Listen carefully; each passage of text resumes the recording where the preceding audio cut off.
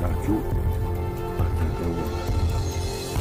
Indonesia itu terutama di Pulau Jawa itu pada zaman dulu banyak sekali terdapat kerajaan-kerajaan kuno, dan di antaranya adalah kerajaan Mataram kuno. Kerajaan Mataram kuno ke periode Jawa Tengah itu lalu berpindah ke Jawa Timur karena erupsi Merapi dan serangan dari kerajaan Sriwijaya atau kerajaan di Palembang.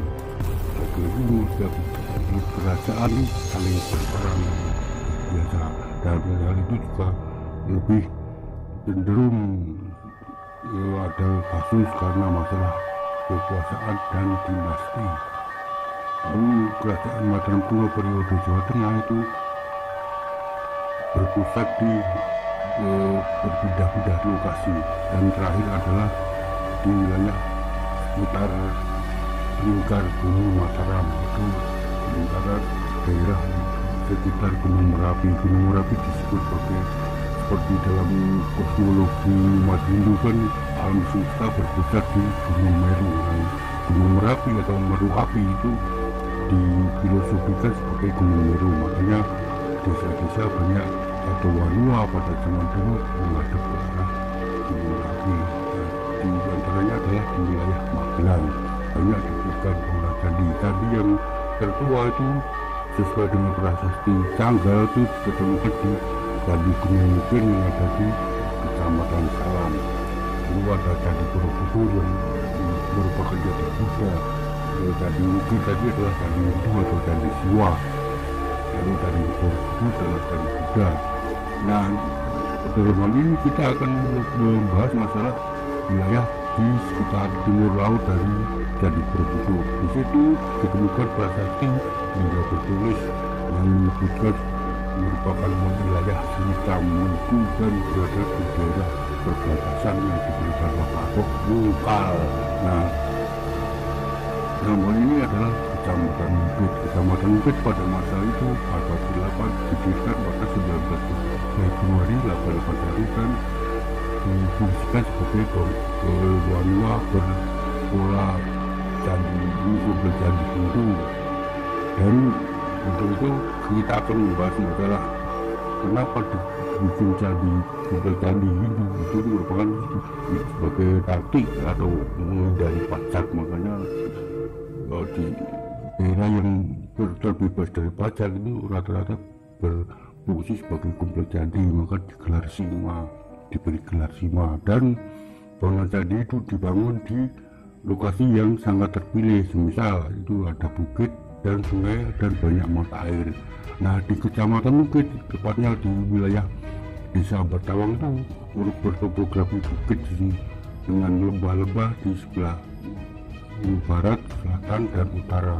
Selatan dan utara itu mengalir sungai-sungai, jadi bukit yang diapit oleh sungai Kunjang Purba di selatan dan Mangu Purba di utara. Sekarang hanya tersisa cekungan-cekungan sungai yang bergeser karena erupsi Merapi, maka bergeser ke arah lebih ke utara dan lebih selatan.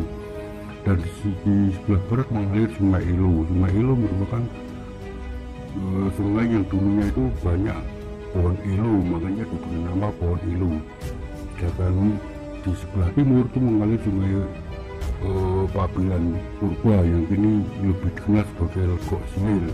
Di sana menjadi hulu dari Sungai Buatang yang disebut sebagai Prasungai, yang pada masa kini warga menyebutnya sebagai Prasung untuk mengaliri penderitaan ageng yang kini menjadi Dusun Tirto di Desa Parimono, dan pada penderitaan lain di wilayah Desa Parimono hingga ke Desa Mepet, ke Desa Mendut, yaitu Desa Rabiana.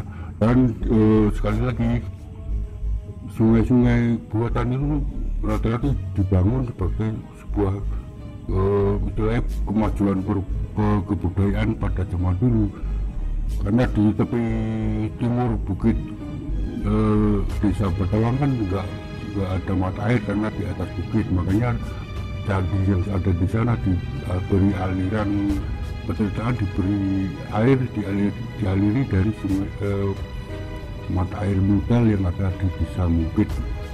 Nah, Mungkit sendiri berasal dari kata mungkat, yaitu tempat untuk bertapa atau misalnya menenangkan diri. Dalam peradaban itu ada dua lokasi untuk menenangkan diri, yaitu disebut sebagai Mungkat dan Jabun. Yang ini menjadi Mungkit dan Jabun.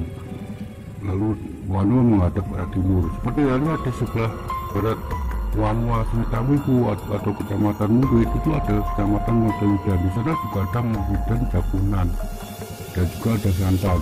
Di timur tenggara, di sebelah tenggara desa Batawa juga ada wilayah namanya Dusun Santan. Ini di desa Wabila. Santan merupakan lokasi untuk hunian bagi ketua kepala desa pada saat itu, yaitu kepalanya Wanua. Tetapi itu pada saat itu diketuai oleh Pamekat Uang. Pamekat adalah gelar yang diberikan sebagai pemimpin Wanua atau desa, dan merupakan berdarah keturunan Ningrat atau rasa keturunan raja. Sekali lagi raja. Itu termasuk di Bugis. Lalu gimana aku bisa tahu kalau desa Batawa merupakan tujuan candi? Hal ini karena secara kata-kata dia ada mata air, banyak mata air, dan juga setelah saya busuk itu ternyata sesuai seperti dalam halnya penataan bangunan candi dalam sebuah kompleks candi Hindu kan ada aturannya, ada candi patok barat dan timur. Candi patok timur ada di sekarang di Dusun Cita atau di desa Mungkit. Cita artinya itu hutan pohon damar pada zaman dulu pada Jawa Kuno.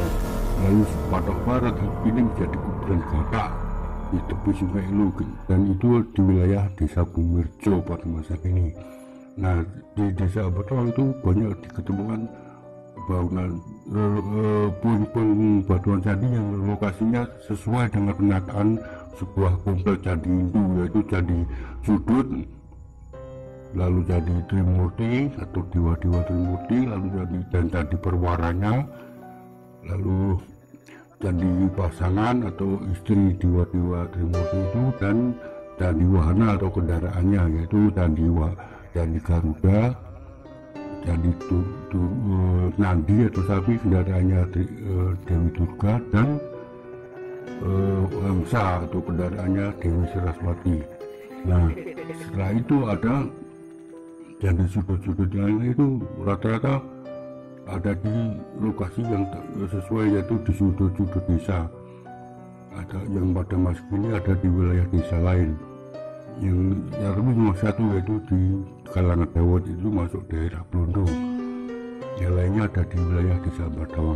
Sedangkan ciri khas bangunan candi itu di lokasi saya ketemukan dan saya simpulkan merupakan sebuah karakter candi Hindu, yaitu memiliki peripeh. Lubang peripeh yaitu lubang untuk menaruh abu, benih tanaman, koin emas dan sebagainya, perhiasan dan sebagainya, yaitu untuk dipendam di bawah bangunan candi, dan dianggap sebagai filosofikan sebagai ruh candi. Dan di daerah Magelang itu lubang peripeh disebut sebagai watu genteng, dan rata-rata di tempat yang bersitus bebatuan candi ada watu genteng. Lalu ada batu-batuan candi kota-kota itu, lalu ada lumpang-lumpang sesaji. Tapi sayangnya hingga masa kini yang relief dan patung itu rata-rata telah dijual. Bahkan telah saya laporkan ke pihak BPK dan saat itu BPJB Jawa Tengah, dan telah didata pun ternyata tetap boleh dijual. Itu kan menyakitkan bagiku, karena pada dulu saya menemukan situs gua liga bertulis yang ada di bawah pohon randu di kuburan karang. Kuburan karang itu berpohon randu. Itu lokasi jadi Siwa, karena terdapat dua lingga tadi. Lingga adalah si karakter jadi Siwa. Lalu ada pohon randu. Jadi Siwa adalah candi itu dari Candi Trimurti. Pohon randu itu memiliki pohon getah berwarna merah, yaitu lambangnya Dewa Brahma. Lalu berbuah kapuk itu buka putih, itu Dewa Siwa. Lalu berbiji kapuk hitam itu Dewa Wisnu.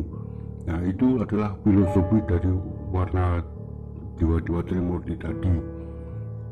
Makanya saya terus berjuang untuk melestarikan situs cagar budaya bebatuan tadi di desaku, dengan harapan pada masing-masing lokasi yang bersitus bebatuan tadi itu dikumpulkan seperti halnya yang saya lihat di desa Gajian itu, oleh komunitas di sana dikumpulkan pada satu lokasi dan diamankan. Itu menurut saya amat bagus dan bisa menjadi inspirasi. Tapi sayangnya di desaku sama sekali tidak ada dukungan, bahkan banyak kasus yang negatif yang nggak mau saya omongkan lagi, tapi itu sebenarnya pelanggaran terhadap undang-undang cagar budaya dan bisa mendapat sanksi tindak pidana. Tapi saya tidak bisa berbuat apapun karena saya cuma seorang diri di desa dan hanya pasrah semoga ada komunitas atau pihak yang sudi membantu saya.